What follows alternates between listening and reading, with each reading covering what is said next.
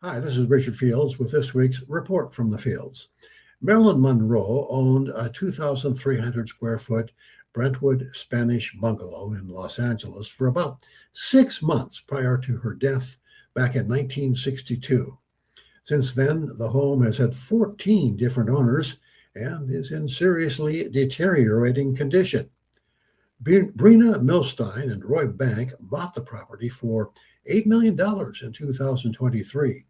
Their plan was to demolish the rundown structures and redevelop the site. The city of Los Angeles issued the proper demolition and grading permits on September 7th, 2023. Exactly 1 day later, the city of LA began the process of declaring the site a historical monument. They were reacting to pressure from Marilyn Monroe fans and historians.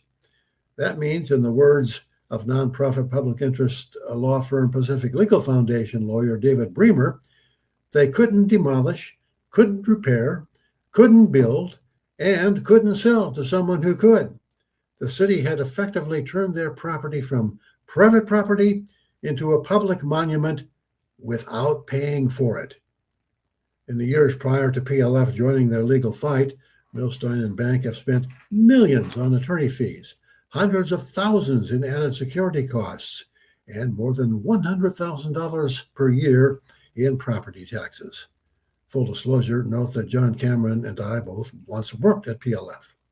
If Marilyn Monroe fans and historians are really interested in preserving Marilyn Monroe's last home, they should put their money where their mouth is and buy the house for a fair market price from a willing seller. This is worse than the public taking under eminent domain laws. At least with eminent domain, property owners who are unwilling sellers are compensated for the fair market value of the property. When one is the owner of a historical monument that cost $8 million and counting, how can one possibly make any return at all on one's investment? Elvis Presley's Graceland gives tours for $85 per person, on the very ambitious assumption that a house where Marilyn Monroe lived for 6 months could command that price, and assuming 10 people per hour, 8 hours a day, 7 days a week, would actually show up, the annual gross would be under $2.5 million. Subtract the aforementioned property taxes, insurance, security, employees with benefits, and other costs. It would take years and years to get your investment back, not to mention actually show a profit.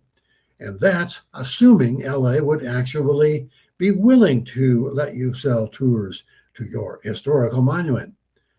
Does that seem likely? After all, most historical monuments in the LA area are free. The Hollywood sign, the Santa Monica Pier, the Brick, the El Pueblo de Los Angeles Historical Monument, and Griffith Observatory all offer free admission. The overriding problem is that the city of Los Angeles, not to mention San Francisco, the California Coastal Commission, and indeed the state as a whole have essentially no respect for property rights. Instead, they have contempt, unless the property owners are crony capitalists who fund their election campaigns. See all the new high-rises along the historic Sunset Strip. Consider that the Palisades and Eden fires last year destroyed over 16,000 structures in LA County, mostly homes. The number of rebuilding permits that have been issued is less than 3,000.